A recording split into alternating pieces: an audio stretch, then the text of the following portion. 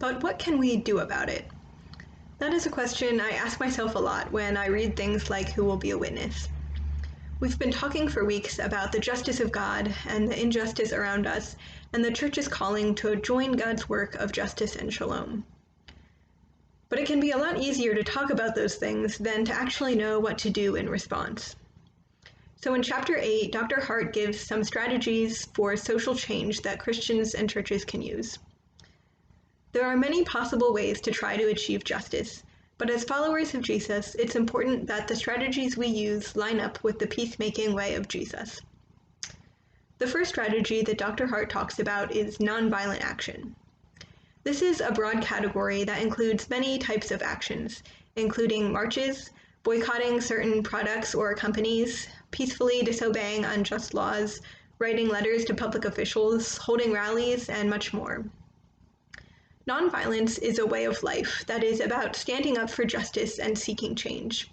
And for Christians, it's also about faith in Jesus. Both Jesus and nonviolence tell us that every life is valued and sacred, even those doing harm. Jesus spoke to and cared about even those with unjust power, although he was not shy about speaking uncomfortable truth.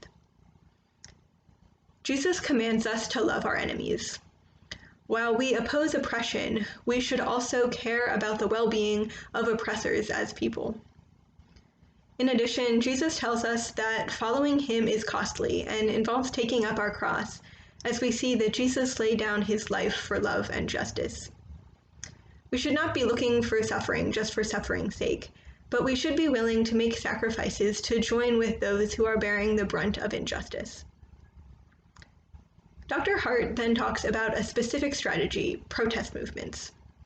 Protest movements gather together a large number of people to protest something, to say that something isn't right and that we want change. Examples of protest movements include Black Lives Matter protests, protests about economic injustice, and protests against inhumane immigration policies. If protest movements get a lot of people on board, they can make big changes fairly quickly, especially if they can gain media attention and get a lot of people talking, because this can put pressure on people in power to make changes. It's fairly easy for a lot of people to get involved in protests because they're fairly low commitment. You can show up for a protest and then go home and not need to do anything else. This can mean that protests can sometimes not have a lot of long-term impact. But still, protests can be remembered for a long time and can change the way that people think about things. Churches can be involved by helping to organize protests, or to provide space or food and drinks for protesters, or encourage congregants and neighbors to participate. And Dr. Hart points out that churches can organize their own protests, but it's also good for them to participate in the work that justice organizations and minority leaders are already doing. Another strategy is community organizing, which is about giving voice and power to those who are directly affected by injustice to work together for change over time. This strategy is used by organizations who speak directly to lawmakers, asking them to change laws. They encourage members of the community to become members of their organization, to commit to working for change. They listen to these people and listen to their struggles and concerns, and then plan events like rallies to speak to people with political power.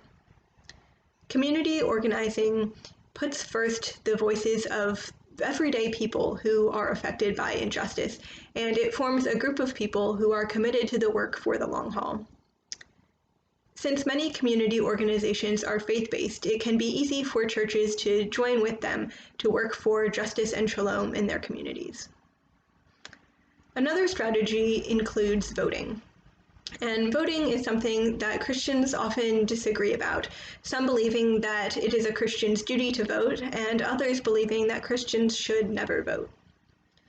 Reasons for not voting include that voting can make it easier to accept the political system the way it is, instead of doing other things to work for justice, and that voting only allows you to choose a prepackaged set of positions instead of really using your own voice.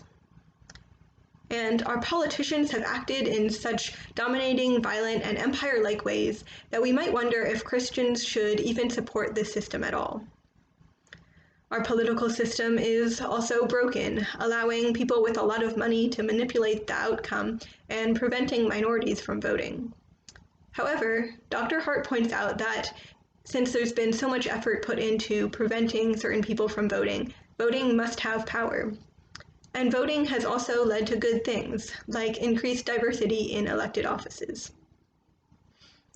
Ultimately, Dr. Hart suggests that voting can be a way to concretely love our neighbors by participating in an imperfect system to advocate for justice, but that it must not be the only or primary way that we do this. And we must be careful not to just blindly follow any political party. Instead, our agenda must come only from our allegiance to God and His kingdom. These are a few direct ways that Christians and churches can participate in working to solve the problems that prevent the flourishing of all people the way that God intended. But there are also many other ways to do this, some of which Dr. Hart mentions at the end of chapter 8. There is no one right way, and it's best to use a variety of methods.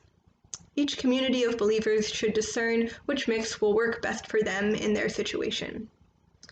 And as you've probably noted, now, in the midst of a pandemic, we will need to be even more creative in planning ways to seek the peace and justice of Jesus for everyone around us.